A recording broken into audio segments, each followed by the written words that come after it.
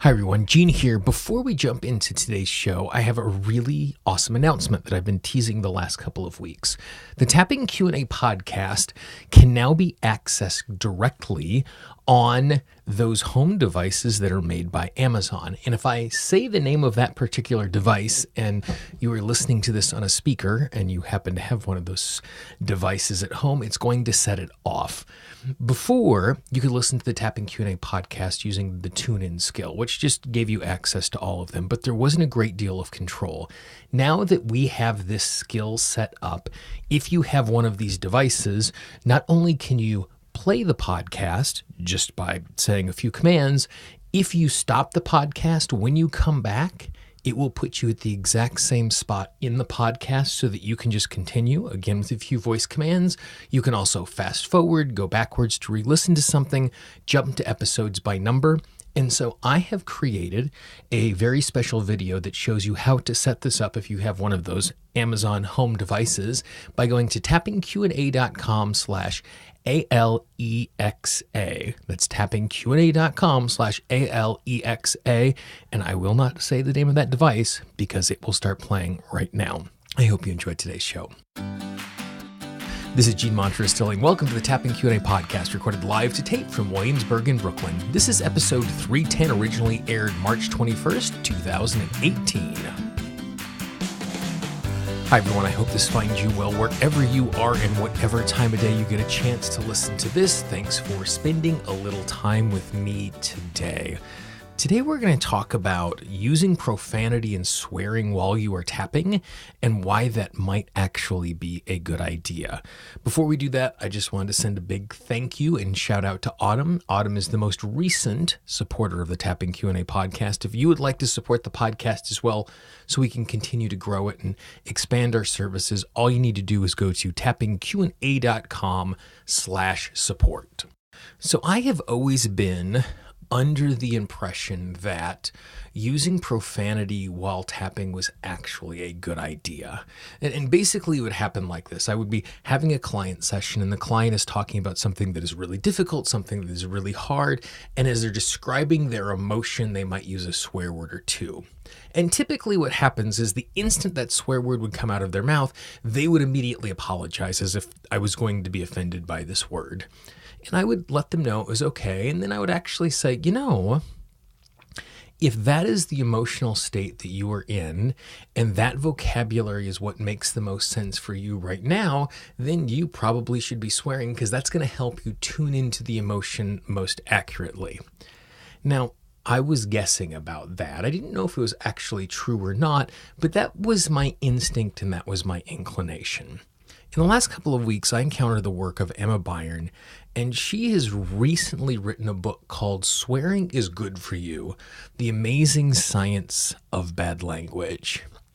And so based on my experience and based on what I thought was true from working with my clients, I thought this would be something that was really interesting to dive into. And it's a fascinating book. It's a short book. It's written really, really well. It's funny. She obviously has a wicked sense of humor. And I guess anybody who would be spending a significant amount of time researching whether or not swearing is good for you and the value of swearing in culture probably would have to have a wicked sense of humor to start with. And there are a number of conclusions that she came to in the book. Swearing is good for you because there are actually places where it's really good in creating an emotional release. There are times in which swearing actually reduces our experience of pain. And there are also circumstances in which swearing is an opportunity for us to build camaraderie, particularly when we're going through something difficult. And I'm not going to go through all of those. If you want a much deeper understanding of all of this, definitely pick up the book. I have a link in the show notes. You can check that out on Amazon. But what I wanted to focus on today was I wanted to focus on how and why swearing makes a great deal of sense when we are tapping, because there actually is scientific basis to show that it's a really good idea, and we can talk about how best to implement it. Now, one of the things that we need to be really careful of when we start studying the brain and we start studying the mind and how we experience the world is there is a lot of pop psychology out there that reduces things down into right brain activities and left brain activities, and I'm a right brain person and I'm a left brain person.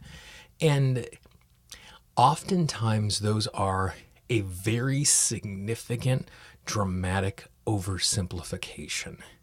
And because of that, I think sometimes we create categories of ourselves or other people, or even create excuses as to why we're acting a particular way because we are a right-brained and a left-brained person. So as I talk about the research that was highlighted in the book, I want to be clear that I'm not saying that. But at the exact same time, even though that might be an oversimplification, the place that that oversimplification has come from is it is true there are particular brain functions that exist in specific hemispheres of the brain.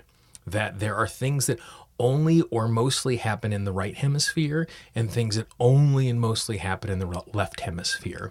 And when we say that, it's also really important to recognize it's not like the heart. I know exactly where my heart is.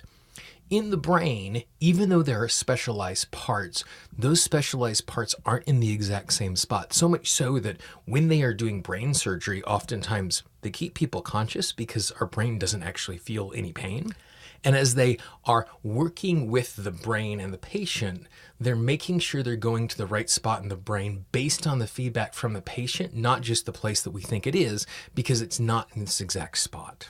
So as we talk about right hemisphere, left hemisphere, and things like that, we're going to come to the realization that there is some generalizations that we can make here, but it's not the oversimplification that you are used to. So these are some of the things that have come up over research over time. And this is a quote directly from the book. In most right-handed, English-speaking people, at least, experiments like these show that the left hemisphere tends to house the part of the essential for controlled language, and the right hemisphere contains the part that help us to process emotion. Now, there's a couple of things that are really important here. One is pointing out right-handed versus left-handed, because when we have hemispheres flipping, sometimes they flip based on our handedness. The other thing is, when it comes to something emotional like humor and profanity, it's something that is really super enculturated. And at this point, most of these types of studies have only been done in the English-speaking world. And so it's possible for us to generalize it, but maybe not to everyone. So the bits of pieces here that are interesting, that basically what it's saying is the left hemisphere is the place where we hold our language to describe what is going on. And our right hemisphere is the place where our emotions live in our brain and the places that they get articulated from. And what's really fascinating is that profanity actually lives in the right hemisphere over in the part of the brain where we are processing emotions. And the way that they've discovered this is that they've had patients who, through a stroke or a brain injury, have lost a lot of damage or have had a lot of damage in the left hemisphere. And in this process, they've lost almost all of their language, but still were able to swear. Some cases with strokes, it was to the point that the only way that they could be verbal was through profanity. And patients who have damage on the right hemisphere oftentimes lose connection with their emotions and they become super flat and oftentimes lose profanity. Now, an oversimplification of this conclusion would basically say swearing and emotion are completely intertwined and live in that one spot. And that is a possibility, but it could also be an oversimplification. And so here is a second possibility, and you'll hear Emma, as she's done research and compiled it, her idea inside of this. And so what she says in the book is, a second and more complicated hypothesis is based on the idea that swearing is actually a very specialized and emotionally fluent form of language that requires us to have mental models of the emotions, not just of ourselves, but of the person who hears us swearing. I'll nail my colors to the mast now and say that I think the second hypothesis seems more likely. Without the help of the right brain, we can't hope to model the likely emotional responses when we swear. Swearing, like telling jokes, with no emotional model, is like navigating an unfamiliar room while blindfolded.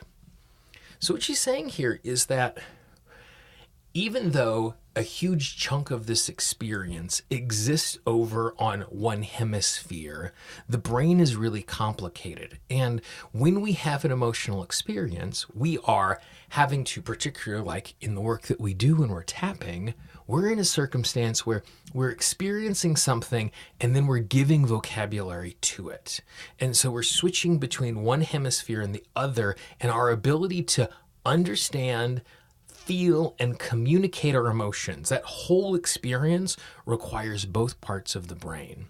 But what is really, really clear for us when we are tapping is the fact that because the vocabulary of profanity is so closely tied to those emotions, when we are tuning into that profanity and we're using it, we're getting the opportunity to really clearly articulate the emotion.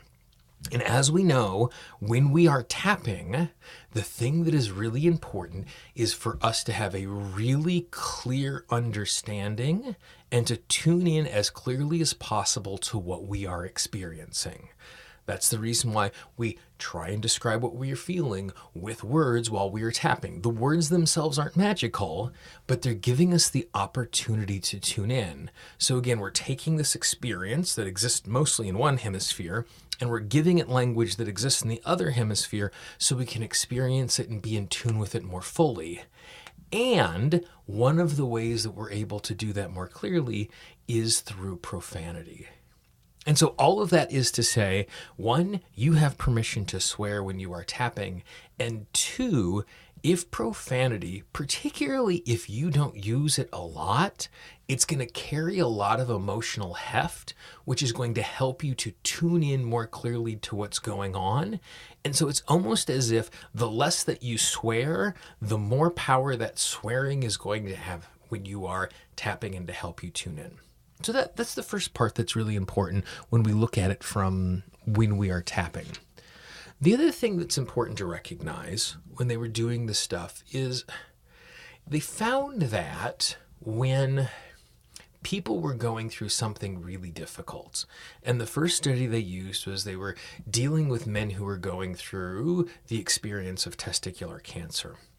And what they found was oftentimes men were not given permission culturally to tune into their emotions. Now, oftentimes folks who are involved with tapping, and if you're listening to this, you're probably in a situation where you are comfortable in your community and you are a male, you feel more comfortable articulating your emotion.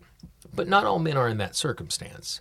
And because of that, they found that when men were able to swear when describing how bad things were, it was a vocabulary that allowed them to tune in really sharply to their emotion, which simply using that vocabulary created release. One of the phrases that I often use with my clients is this idea that fully articulated emotions are short-lived, meaning that when we feel something and we give it vocabulary, even before we start tapping, what it does is it starts to create that release because the emotion has been heard. So just being in a situation where you are talking about what is going on and venting about the circumstance is something that can be really beneficial. Now, you notice when I started talking about this last little piece here that I was talking about they have found with men, this is the circumstance. Unfortunately and culturally, what they have found is that the opposite is true for women. They did a similar study with women who were dealing with cancer, and what they found was women who swore more actually were more disconnected and were more depressed. And it wasn't because of them swearing, but instead it was because of the cultural context in which swearing sat inside of. What they found was that when men swore around men, it was a galvanizing force in a way for them to articulate what was going on. And when women swore around women, and most of the people in these studies were born before 1960, what they found was because it was still seen as such a taboo for a woman to use swear words, it became something where other women chose not to be around them, either consciously or subconsciously, so them swearing about their experience actually had a detrimental effect. This is not to say that men you have permission to swear and women you do not have permission to swear. What this is to say is to recognize the fact that our response to swearing around others and others hearing us swear have a cultural context to them. I mentioned earlier that, most of the research has been done around English-speaking world, and when we step outside of the English-speaking world, swearing changes, it transforms, the way it's received, the types of things that are considered profanity change from culture to culture. So, what I'm saying is simply be aware of the cultural context you are in. So, if you are on your own and you want to cuss up a blue streak, there's not going to be any consequences culturally to that, and it's going to be a really beneficial thing when you're tapping. If you're working with a practitioner, the same is true. If any practitioner worth their salt is they're going to be okay and comfortable with you tuning into what is going on. If you haven't had this conversation with your practitioner before, just say, hey, is it okay in the middle of this if I swear? Are you going to be comfortable with that? Most folks are going to be fine, because what we want, good practitioners want, is we want you to be in a situation where you feel safe and comfortable when you're fully articulating what is going on. So, short answer, if you have an emotional charge that a swear word is going to be really beneficial in helping you to clearly articulate what is going on while you are tapping, use it. It's going to make a huge difference. Again, if you are interested in Emma's work and you'd like to learn more, all you need to do is look for the book, Swearing is Good for You, The Amazing Science of Bad Language. I have included a link to that inside of the show notes. If you know someone in your life who would find this interesting or fascinating, please pass it along. Don't spam their inbox of everybody you know, but if someone would find this useful, pass it along.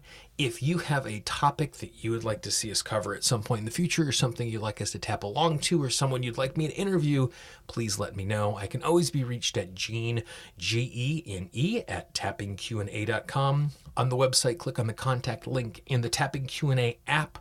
All you need to do is click on contact. If you've downloaded the app, not only do you have access to all the audios, you also have all of the tapping scripts inside of it, so you can tap along wherever you go without actually having to hit play. You can find the podcast in Spotify, in Apple Podcasts, in Google Music Play, TuneIn, Stitcher. If you don't know how to get the podcast onto your phone, go to tappingqnapodcast.com. There are lots of links there based on the type of device you have that will get you set up and you keep listening to it in the future. Also, make sure you go to tappingqna.com/ALEXA. I won't say that word, but you can learn how you can add it to your smart home device so that when you're doing the dishes or working around the house, you can just tell it to start it up and the Tapping Q&A podcast will start playing exactly where you are.